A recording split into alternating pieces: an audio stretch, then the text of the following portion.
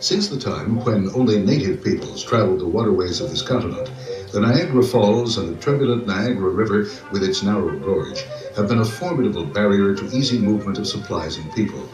To overcome the drop in land height of more than 300 feet between Lake Erie and Lake Ontario, a series of canals and locks has been built.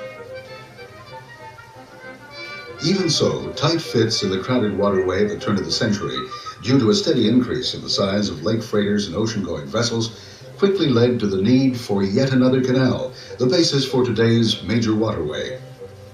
The first Welland Canal was completed in 1833 and had 40 locks. These were superseded at various times in the 19th century by enlargements of the channel and a reduction in the number of locks.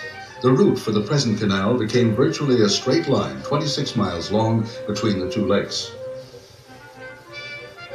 Construction began at the Lake Ontario entrance to the canal in 1913.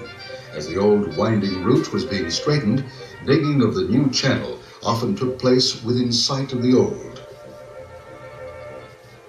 In order to ensure the minimum disturbance to existing facilities, such as the main CN route which crossed the site, careful planning and timing of the operation had to take place. This new route was to have only 7 locks, plus the shallow control lock to raise and lower the vessels between the lakes. With greater drops necessary, the huge lock gates were planned to be 82 feet high and 5 feet thick. The walls of the locks were built 46 feet wide at the foundations and 16 feet thick at the top.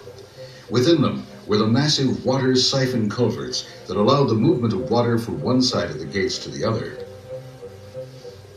Before beginning the project, it was estimated that over 3 million cubic yards of concrete would be needed, along with 23 million pounds of reinforcing steel. When this film footage was shot in the 1920s, the canal was hailed as one of the engineering marvels of the world.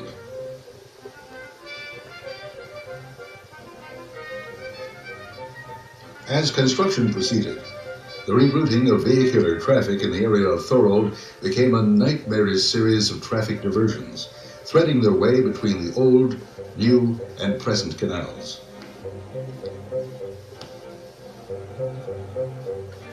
For the new canal, huge amounts of earth and fill had to be moved.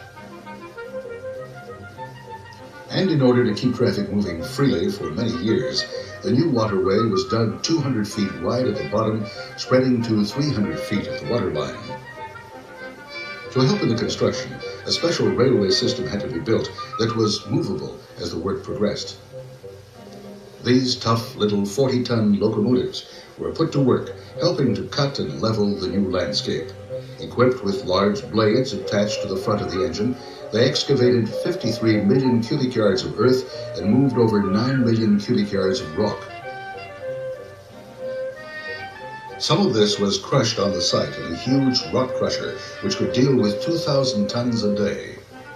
By the middle of the 1920s, parts of the new canal came into use, once again overcoming the previously crowded conditions and the barrier of the Niagara Falls.